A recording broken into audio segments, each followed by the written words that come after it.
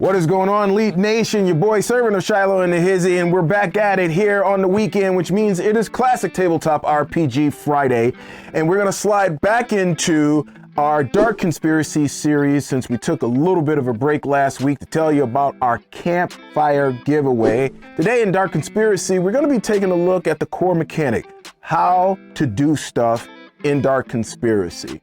How do you perform a task, or how do you use a skill, or how do you do an attribute check? All of those things we're gonna cover today. And then at the other side, I got the question of the vid. If you want or are interested in Dark Conspiracy, there are links down in the description below. Lots of love that you can go and still grab a hardcover or PDF of this particular game. So we're gonna slide into this simple video today. Nothing groundbreaking, but actually foundational, because if you don't know this, you can't play the game. So let's get into it right now and roll them.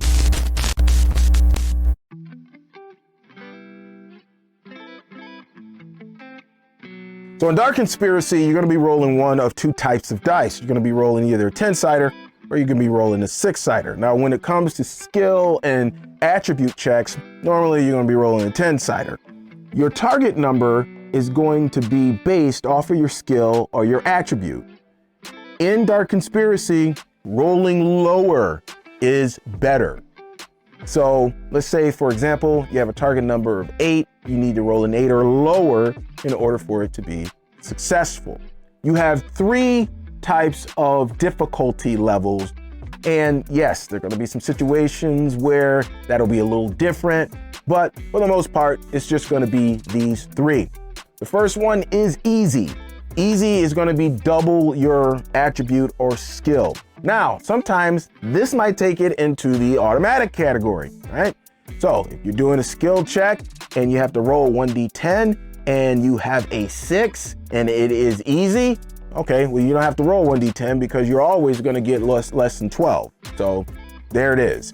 So that is how you can just kind of move things along a little bit more quickly. Next is average. Average is just rolling against your base attribute and whatever that may be. So if the level is 6 for it, then you have to roll a 6 or lower. If the level's 4, you have to roll a 4 or lower. And then there's difficult. Difficult is going to take whatever your skill or attribute level is and half it. How do you deal with fractions? Ignore what's after the decimal because you're gonna round down. Things are rough here in Dark Conspiracy. So you just round down, which means just ignore what's on the decimal. So if you have a 7, it's gonna be 3.5, which is half, but really just for the purposes of Dark Conspiracy, that's a 3 that you're gonna need to roll or less in order to do whatever it is that you need to do. It's starting to get rough on the difficulty. Now again, there are some special situations where it'll be maybe a quarter or even an 1/8. Same deal, whatever is on the other side of the decimal, the right side, kill it.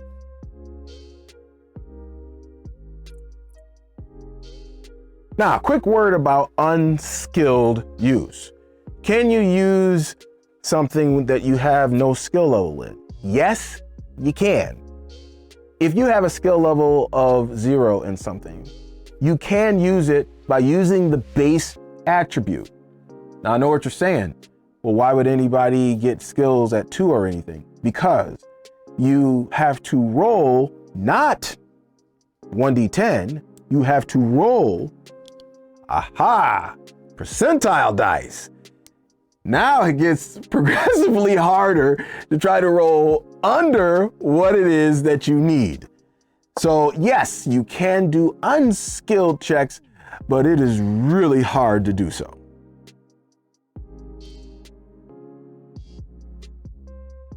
So for this, Marcus is going to do a couple of things here. We're going to do a couple of attribute and skill checks, or actually 3 of them. I'm going to mix it up a little bit.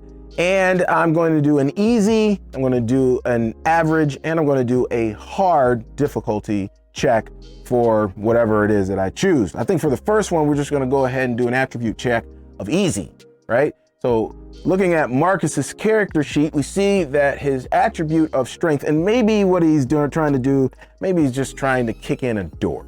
So he needs to roll nothing. because he has a 6. This is easy. You're gonna double that. And since we're only rolling 1d10, he's automatically gonna make that. There's no roll necessary. Move on with the story. So that's how that works. But let's say, for the sake of argument, that the door wasn't in an abandoned building and it was locked. It still can be broken down, but you're going to need a little bit more strength on this one. So now we're gonna do a strength check, and it's going to be average, which means on a 1d10, he needs to roll a 6 or lower on this. So let's see how well the brother does. All right, so let me go ahead. I'm gonna go ahead and roll him. 7. Ouch. He failed. Maybe he hurt his shoulder a little bit, but he failed on that one. Is what it is. All right, let's do another one. And let's go down to his streetwise on this one. And he's trying to get some information from someone, but they're just being very difficult, very cagey. Maybe they don't know him that well or whatever. And what he's asking about can get this person killed or something, who knows? So it's just making the whole situation just difficult. So he has a streetwise of 8, but since it's difficult, we're gonna half that. So it goes down to 4. So he needs to roll a 4 or less. Woo, let's see what happens. He rolled an 8, and he rolled a what's called a potential for a catastrophic failure. And let's talk about that right now.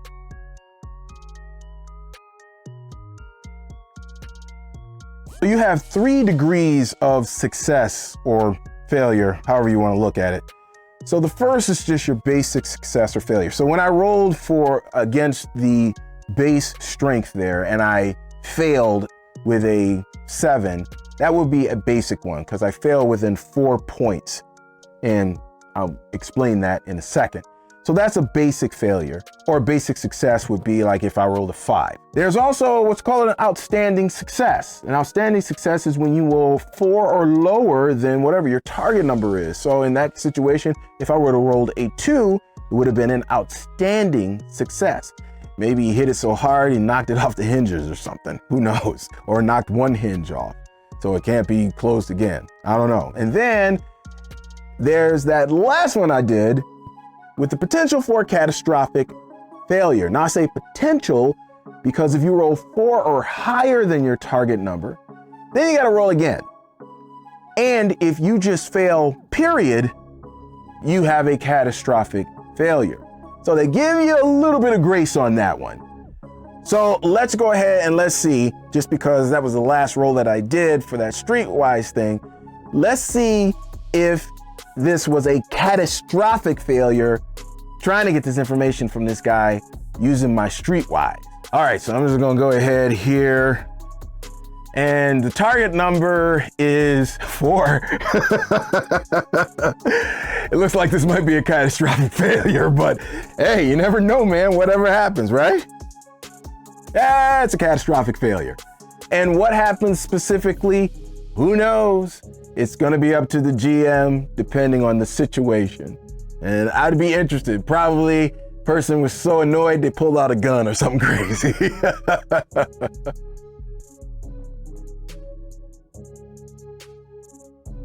When it comes to empathy, that's handled a little differently because you're kind of dealing in like psionics and a little bit of the supernatural, if you want to say that it borders on that.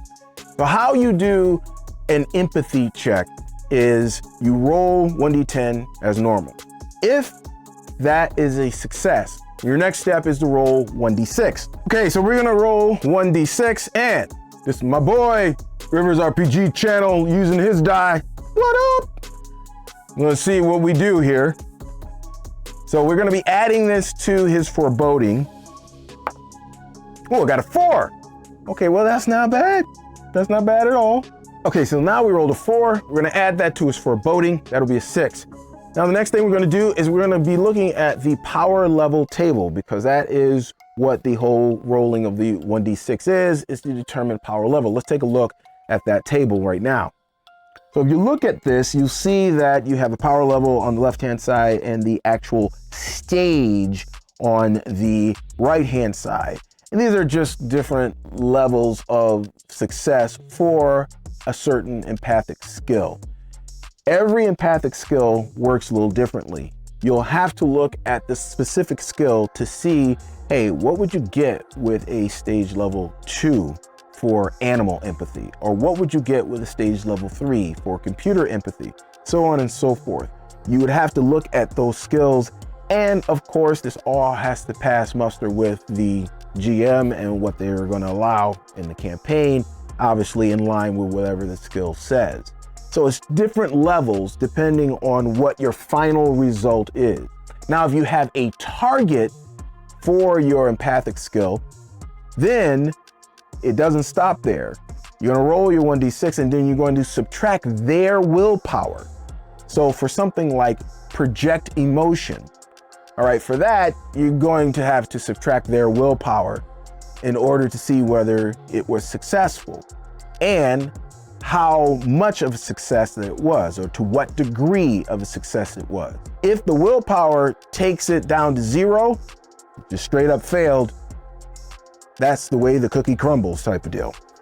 So empathy is used a little differently, but it's still not difficult, pretty easy to figure it out.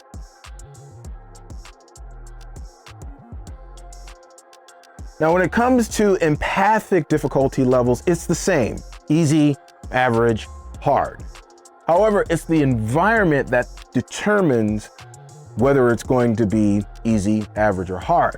Like, if you've got a totally peaceful, totally calm, totally chill environment, not a lot of nothing going on, then it'll be easy. If you've got normal conditions, normal noise, things going on, then it'll be average.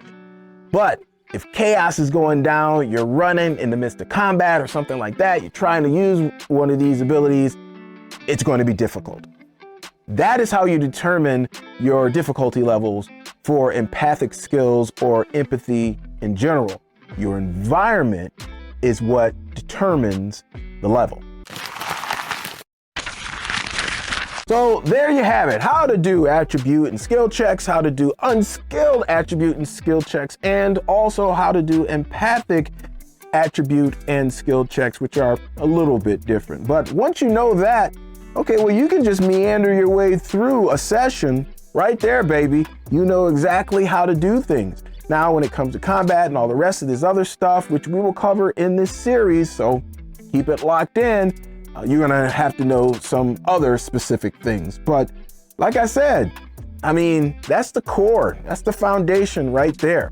Hey, if you got any value out of this video today, could you do me a solid and again, we're going real smooth now.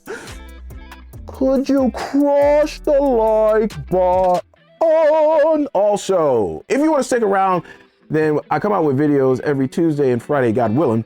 So if you wanted to, go ahead, hit the subscribe button and the notification bell on top of that. Let's get to the question of the vid. In terms of systems, what systems do you like? Like, what game system do you like? And it doesn't have to be your favorite. Just name one or two that you like and name why you like that system. I actually like this game system. I especially like how skill advancement works, but that we're gonna cover next video. I really like how they do skill advancement. It takes a little bit of, record keeping, but it's small record keeping. This is small stuff. Really enjoy how they do things so far in Dark Conspiracy. But what game system do you enjoy that you think doesn't really take away from the story that's being told? Let me know down in the comments below. Really want to hear from you guys. All right, that is going to be it for me. That means I'm going to have to do my snaggle puss. So exit, stage left. It's a weekend, y'all, and that's normally when we get together. So if you got a game this weekend, happy gaming. I pray it is an RPG Elite session. And until next time, God willing, your boy servant has to say peace 5,000 leets. That's right. I am outie.